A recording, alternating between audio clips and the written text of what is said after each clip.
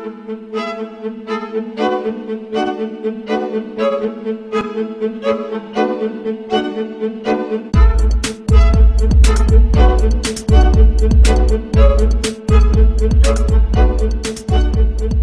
me tell you about Codex Alimentarius. Let me define it for you. Let me help you understand the enemy. And let me assure you that absolutely nothing that I'm going to tell you is exaggerated, is interpolated, or is imagined. Everything I'm going to tell you is documented. And a great deal of it is documented on my website, which is www.healthfreedomusa, one word, healthfreedomusa.org.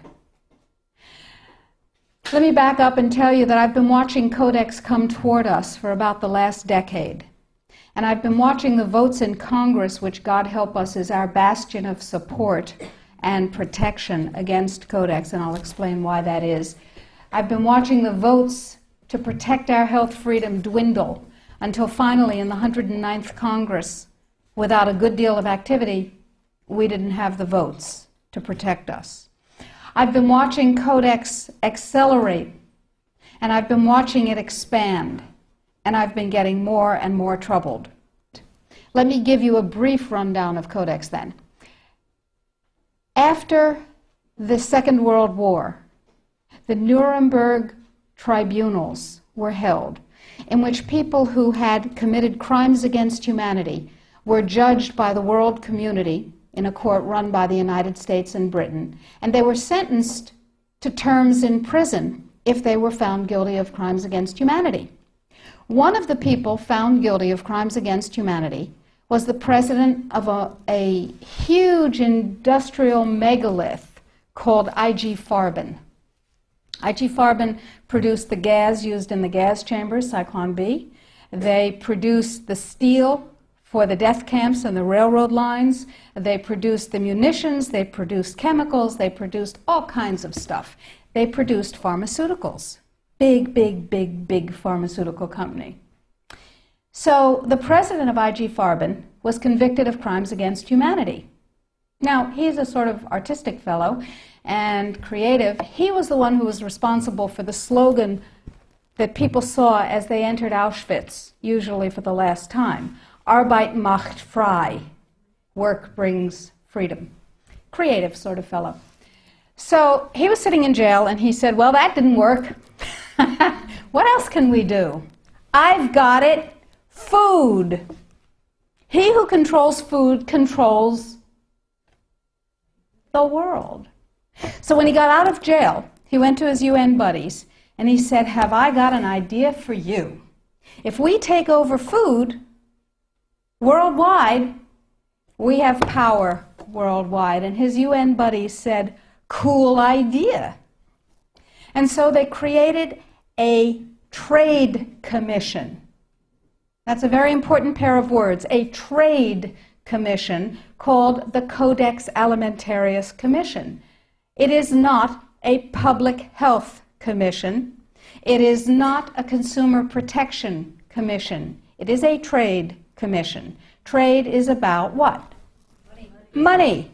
Business. Trade is about profit. Well, they said in 1962, we're going to work toward total global implementation of Codex Alimentarius on December 31st, 2009. Long term. And they set up a bunch of committees on fish and fishery, fats and oil, fruits and vegetables, ground nuts, nutrition and foods for special dietary uses, and so on. There are currently about 27 Codex committees. There are regional organizations, there are task forces, and so on. So it's a huge bureaucratic monstrosity. It's immense.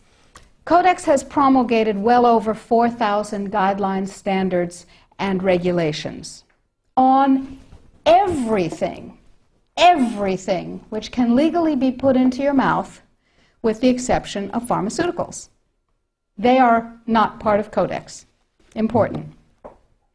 Now, Codex standards have no legal weight whatsoever. Zero. So who cares about them? They're just standards. So we're talking about an industry-dominated, regulation-setting organization, but if it has no legal standing, who cares, right? Here's the history of Codex Alimentarius before 1962. The Austro-Hungarian Empire said, we need rules by which the courts can rule on cases involving food. So we'll have regulations and rules that the courts will enforce. That's how they get their weight. That was called the Codex Alimentarius, and it was put into place around 1893 and lasted until the end of the Austro-Hungarian Empire in the First World War. So the idea was there in the Germanic tradition. We need rules, lots of rules, lots and lots of rules. We need a lot of rules. Let's have rules for everything to do with food. So it was sort of a natural extension for the German industrialists to say, we'll go back to the good old days of Codex Alimentarius, back when we had them in the Austro-Hungarian Empire. Cool. So they started promulgating their rules and regulations, and they were voluntary. They were sort of guidelines. Now, Codex Alimentarius Commission is administered by the World Health Organization, WHO, and the FAO, the Food and Agriculture Organization. They fund Codex and they run it at the request of the UN. So they're mommy and daddy to Codex Alimentarius.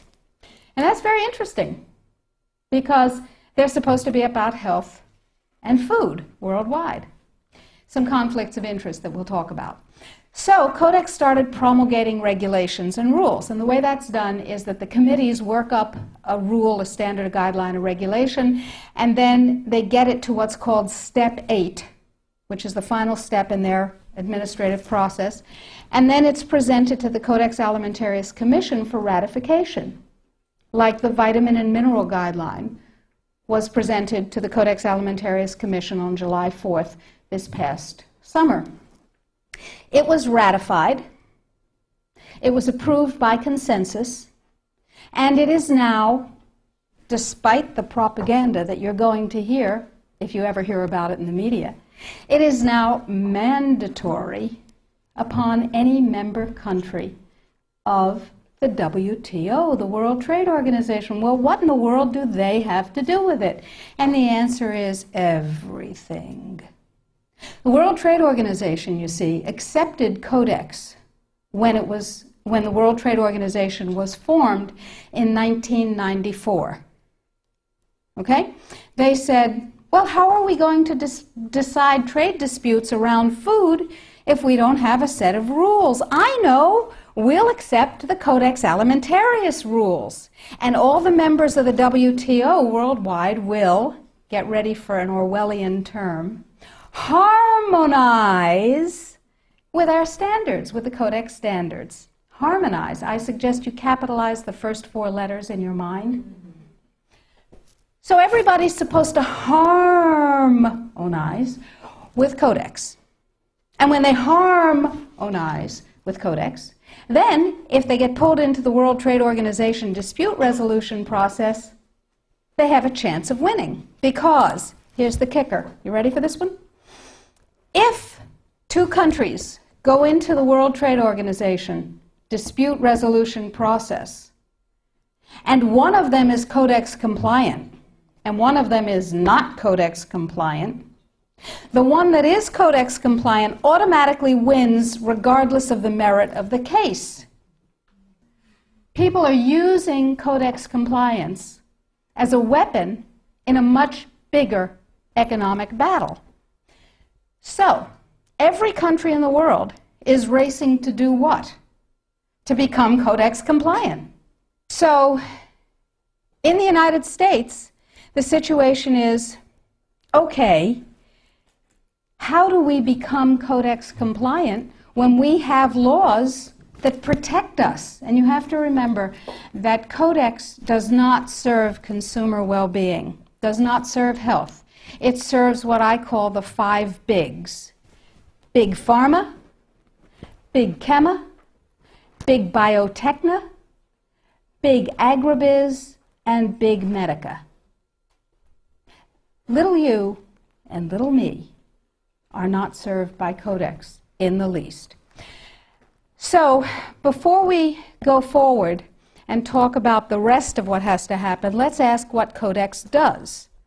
You probably all know about the vitamin and mineral guideline that was ratified on July 4th.